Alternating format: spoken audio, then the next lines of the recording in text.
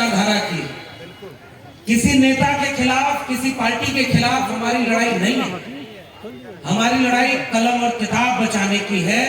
और मैं शुक्रिया अदा करता हूं फतेह बहादुर जी का, और उससे ज्यादा शुक्रिया उस राजनीतिक दल का करना चाहता हूं जो अपने विधायक के साथ कंधे से कंधा मिलाकर खड़ा है और उन्होंने हिम्मत दी है। एक शेर बड़ा मौजू है कि जुल्म के साए में लब खोलेगा कौन, और हम भी चुप रहे तो फिर बोलेगा कौन। इसलिए मैं पूरी तरह से इस बात की, इस लड़ाई की, इस वैचारिक लड़ाई के साथ खड़ा होने आया हूं। क्या बोला था इन्होंने, फतेह बहादुर जी ने? उन्होंने माता सावित्रीबाई फुले का कोटेशन बोला था। इस मंच पर आदरणीय शिक्षा मंत्री चंद्रशेखर जी बैठे हुए हैं। इन्होंने क्या बोला था? अधम जाति में विद्या पाए, भय हो यथा अहि दूध पिलाए। और इस बात के लिए कहा कि हमारी पूरी लड़ाई मान सम्मान की है, और जिस ग्रंथ में हमारे लोगों के लिए कोई गलत बात लिखी होगी तो हम उसकी आलोचना करेंगे। क्या बोला है तमाम उन बहुजन लोगों ने जो ये सवाल खड़ा किया सम्मान और स्वाभिमान का? तो गर्दन काटने और जीभ काटने वालों को मेरा एक सवाल है, भाई आपके यहां तो काटने मारने का परंपरा नहीं था। आपके यहां तो ऐसी ताकत हुआ करती थी कि एक श्राप दे देते और ये भस्म हो जाते। क्या बात है, बहुत सुंदर। ये तो हिंसा आपके धर्म में तो थी नहीं। बहुत सुंदर, बहुत सुंदर। अगर आपको फतेह बहादुर जी की कोई बात गलत लग रही है तो आपको ये कहना चाहिए कि ज्योतिबा फूले और सावित्रीबाई फूले गलत नहीं कह सकते। अगर आपको बाकी लोगों की बात गलत लग रही है तो ये बात तो हजारों साल से हमारे पुरखे पूछते आए। तुम कद बाबन हम कद सूद, और हम कद लोहू तुम कद दूध। मैं और चौपाइयां पढ़ता हूं, मैं तो अपने ऊपर बात भी नहीं कर रहा हूं। प्रोफेसर जी हैं, शिक्षा मंत्री जी, और आदरणीय आलोक मेहता जी बैठे हुए हैं, अनिता जी बैठी हुई है, मंत्री हैं। मैं आप लोग के सामने देखिए शुरू में एक बात कहना चाह रहा हूं। आलोक सर जब बोल रहे थे कि हमारी सरकार है तब ये कार्यक्रम हो रहा है और ये जलसे की तरह हो रहा है, और फर्क देखना होता तो आप हमारे यूपी में आ जाते, वहां अयोध्या मथुरा काशी तीनों है, और अगर आप इस तरह का कार्यक्रम चलाएंगे तो उसके लिए बुलडोजर खड़ा हुआ। ये अंतर है उनमें और हम में। वहां पर कांवड़ लेकर जाने वालों पर वहां के मुख्यमंत्री फूलों की बारिश करते हैं, और 69,000 शिक्षक भर्ती के घोटाला के शिकार एससी, एसटी, ओबीसी 500 दिन से ज्यादा समय से आंदोलन कर रहे हैं। उनके ऊपर उनकी पुलिस लाठी चलाती है।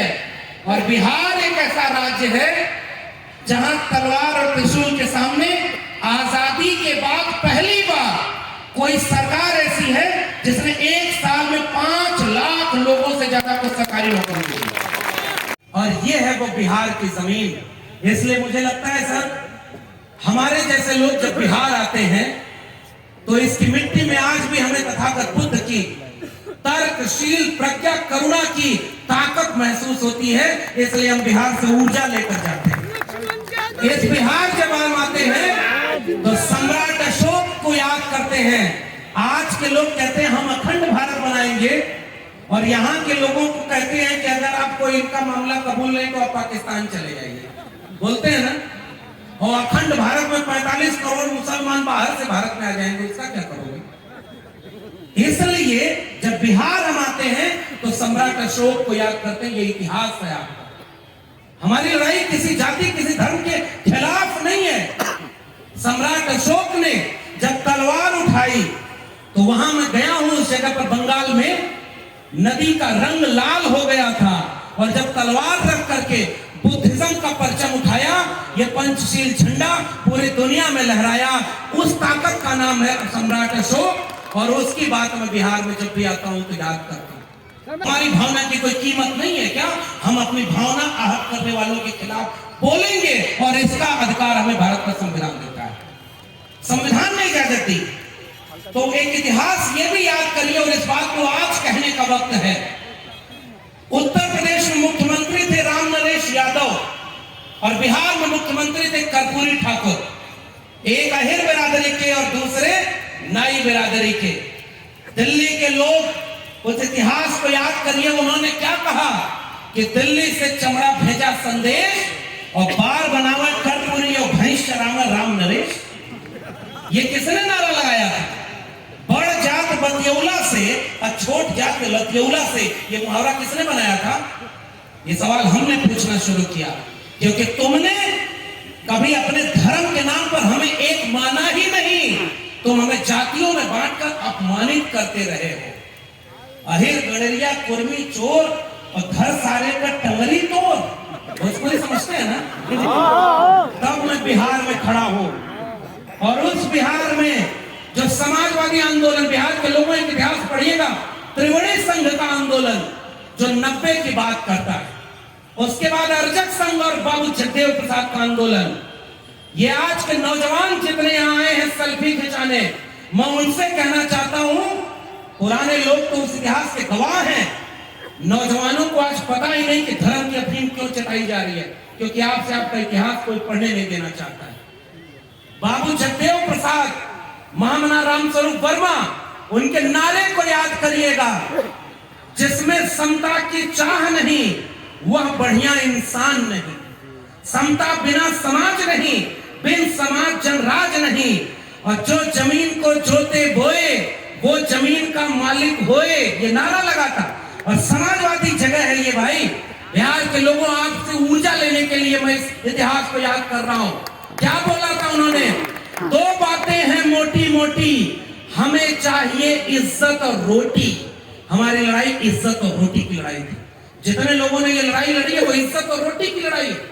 तो समाजवाद का नारा था, मिटे गरीबी और अमीरी, मिटे चाकरी और मजबूरी, रोटी कपड़ा सस्ती हो और दवा पढ़ाई मुफ्ती हो। वो नारा जब आगे बढ़ा, उन्होंने क्या लिखा उस नारे में कि ब्राह्मणवाद की क्या पहचान, गिट पिट बोले करे न काम, और मानववाद की क्या पहचान, ब्राह्मण भंगी एक समान।